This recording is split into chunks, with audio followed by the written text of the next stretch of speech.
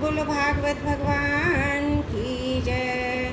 पंचमी स्कंद दूसरा अध्याय आग्निध्र चरित्र। श्री सुखदेव जी कहते, पिता प्रियव्रत के इस प्रकार तपस्या में संलग्न हो जाने पर राजा आग्निध्र उनकी आज्ञा का अनुसरण करते हुए जम्बूद्वीप की प्रजा का धर्मानुसार पुत्रवत पालन करने लगे।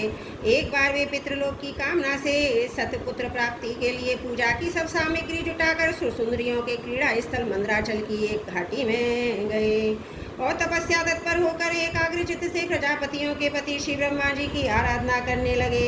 आदिदेव भगवान ब्रह्मा जी ने उनकी अभिलाषा जान ली, अतः अपनी सभा की गायिका पूर्वचित्ती नाम की अप्सरा को उनके पास भेज दिया।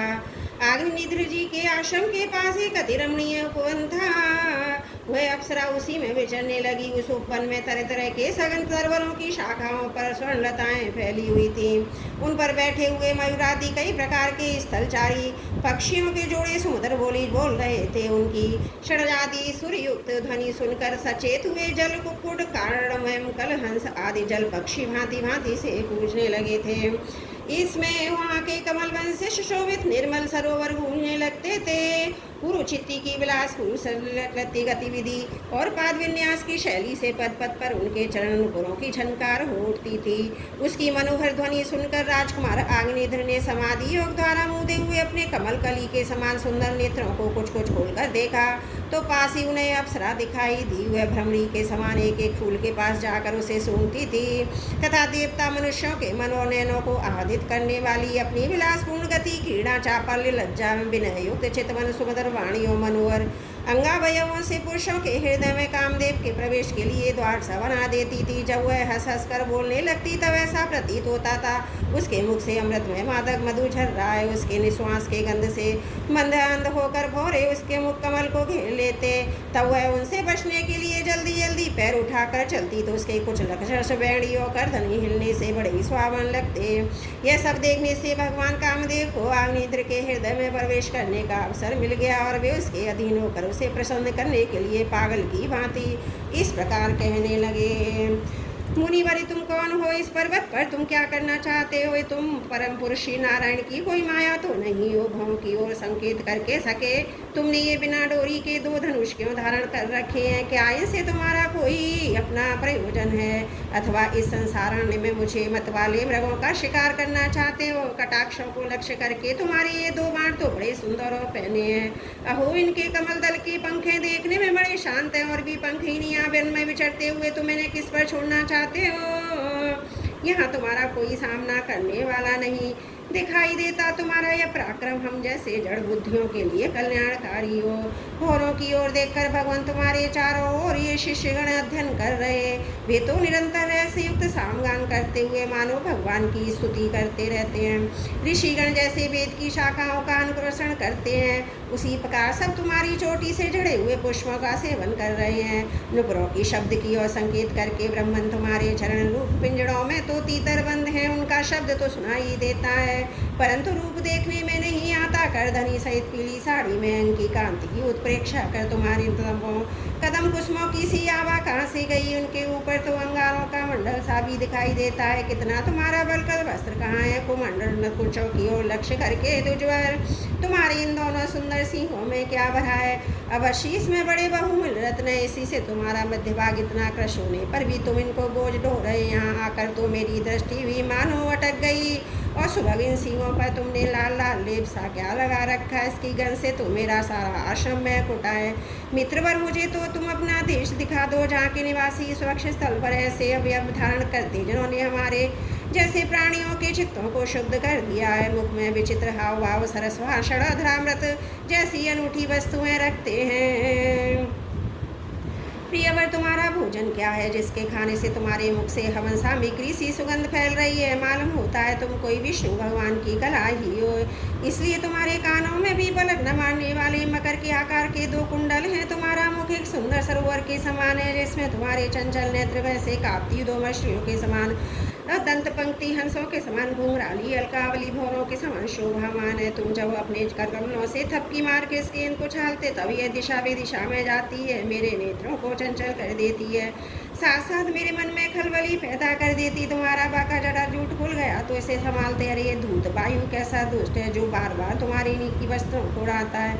तपोधन तपस्वियों के तप को भ्रष्ट करने वाला अनुरूप तुमने किस तप के प्रभाव से पाया है? मित्र आओ कुछ दिन मेरे साथ रहकर तपस्या करो, अथवा कहीं विस्तार इच्छा से ब्रह्मा जी ने तो मुझ पर कृपा नहीं की है।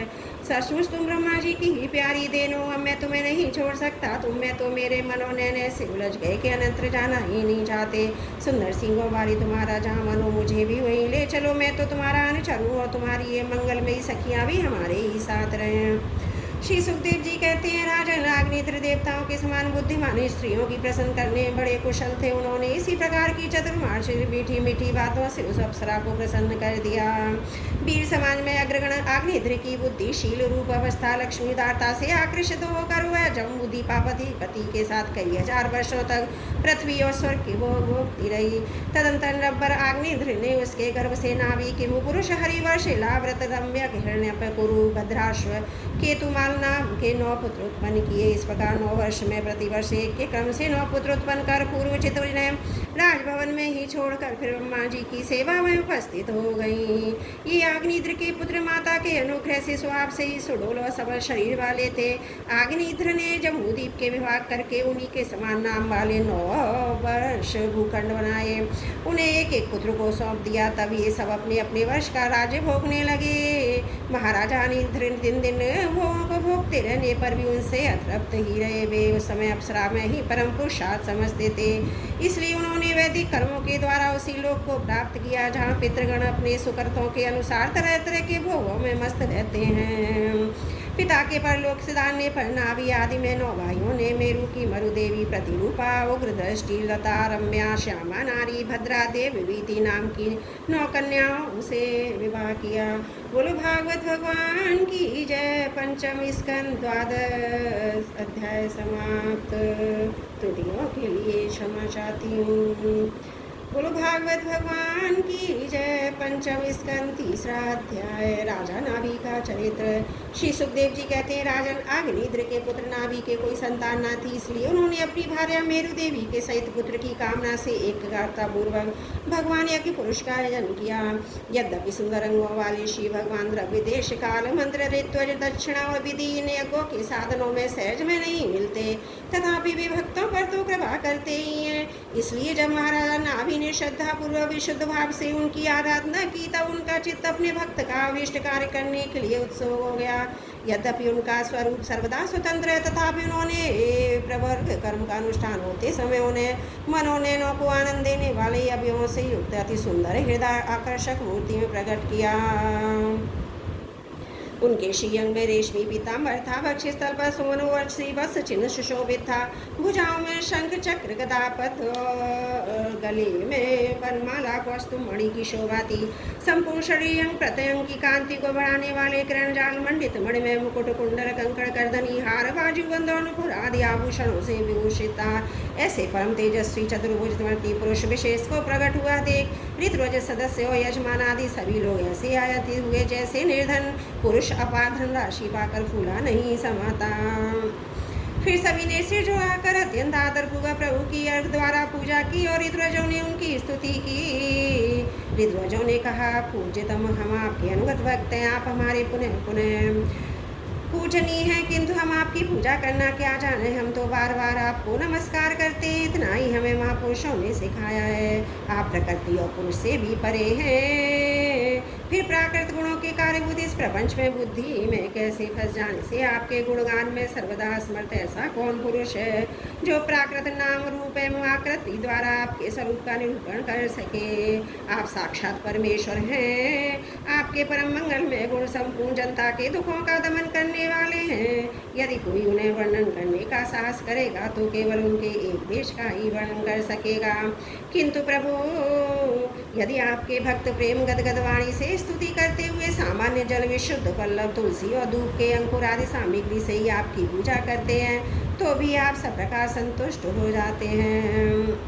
हमें तो अनुराग के सिवाय से दब्ब काल आदि अनेकों अंगों वाले यज्ञ से भी आपका कोई प्रयोजन नहीं दिखाई देता, क्योंकि आपसे स्वतः ही क्षण क्षण में जो संपूर्ण पुरुषार्थों का फलस्वरूप परमानंद स्वभावतः ही निरंतर प्रादुर्भूत होता रहता है। आप साक्षात उसके स्वरूप ही हैं। इस प्रकार यद्यपि आपको इन यज्ञादियों से कोई प्रयोजन नहीं है, तथापि अनेक प्रकार की कामनाओं की सिद्धि चाहने वाले हम लोगों के लिए तो मनोरथ सिद्धि का पर्याप्त साधन यही होना चाहिए।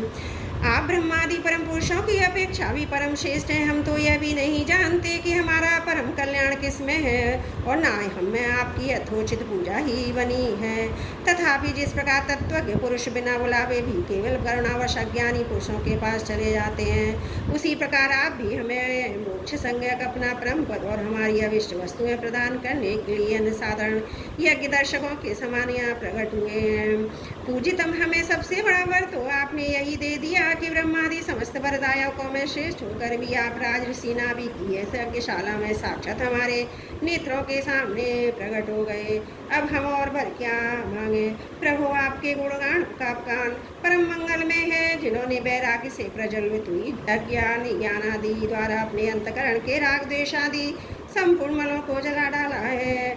अतएव जिनका स्वभाव एक ही समान शांत है, वे आत्माराम मुनिगण भी निरंतर आपके गुणों का गान ही करते हैं। अतः हम आपसे यही वर मांगते हैं कि गिरने, ठोकर खाने, छींकने अथवा जमाई लेने और संकट आदि के समय एवं ज्वर मरण आदि की अवस्था में आपका स्मरण न हो सकने पर भी किसी प्रकार आपके सकल कलिमल विनाशक भक्त वत्सल दीन बंधु आदि गुणधोतक नामों का हम उच्चारण कर सकें। इसके सिवा कहने योग्य न होने पर भी एक प्रार्थना और है। आप साक्षात परमेश्वर हैं। स्वर्ग अपवर्ग आदि ऐसी कोई वस्तु नहीं है जिसे आप ना दे सकें। तथापि जैसे कोई कंगाल किसी धन लुटाने वाले परम उदार पुरुष के पास पहुंचकर भी उससे भूसा ही मांगे, उसी प्रकार हमारे यजमानी राजर्षि नाभि संतान को ही परम पुरुषार्थ मानकर आपके ही समान पुत्र पाने के लिए आपकी आराधना कर रहे हैं। यह कोई आश्चर्य की बात नहीं है। आपकी माया का पार कोई नहीं पा सकता, यह किसी के वश में ही नहीं आ सकती। जिन लोगों ने महापुरुषों के चरणों का आश्रय नहीं लिया, उनमें ऐसा कौन है जो उसके वश में नहीं होता। उसकी बुद्धि पर उसका पर्दा नहीं पड़ जाता, और विषय रूप विष का भेद उसके स्वभाव को दूषित नहीं कर देता। देव आप भक्तों के बड़े बड़े काम कर देते हैं। हम मंदमतियों ने कामनावश इस तुच्छ कार्य के लिए आपका आवाहन किया, यह आपका अनादर ही है, किंतु आप समदर्शी हैं। अतः हम अज्ञानियों की इस धृष्टता को आप ही क्षमा करें। श्री सुखदेव जी कहते हैं, राजन वर्षाधिपति नाभि के पूज्य ऋत्वजों ने उनके चरणों की वंदना करके जब पूर्वोक्त स्तुति की, तब देवश्रेष्ठ श्री हरि ने करुणावश इस प्रकार कहा। श्री भगवान ने कहा, ऋषियों, बड़े असमंजस की बात है। आप सब सत्यवादी महात्मा हैं। आपने मुझसे ये बड़ा दुर्लभ वर मांगा कि राजर्षि नाभि के मेरे समान पुत्र हो। मुनियों, मेरे समान तो मैं ही हूँ, क्योंकि मैं अदिति हूँ। तो भी ब्राह्मणों का वचन मिथ्या नहीं होना चाहिए। द्विजकुल मेरा ही तो मुख है, इसलिए मैं स्वयं अपनी अंशकला से अग्निधृत नंदन नाभि के यहाँ अवतार लूँगा, क्योंकि अपने समान मुझे कोई और दिखाई नहीं देता। श्री सुखदेव जी कहते हैं, महारानी मेरु देवी के सुनते ही उसके पति ने इस प्रकार कहकर भगवान अंतर ध्यान हो गए। विष्णुदत्त परीक्षित इसी यज्ञ में महर्षियों द्वारा इस प्रकार प्रसन्न किए जाने पर श्री भगवान महाराजा नाभि के प्रिय करने के लिए उनके रनिवास में महारानी मेरु देवी के गर्भ से दिगंबर सन्यासी और उद्धरेता मुनियों का धर्म प्रकट करने के लिए शुद्ध सत्य में विग्रह से प्रकट हुए। बोलो भागवत भगवान की जय। पंचम स्कंद तृतीय अध्याय। त्रुटियों के लिए क्षमा चाहती हूँ।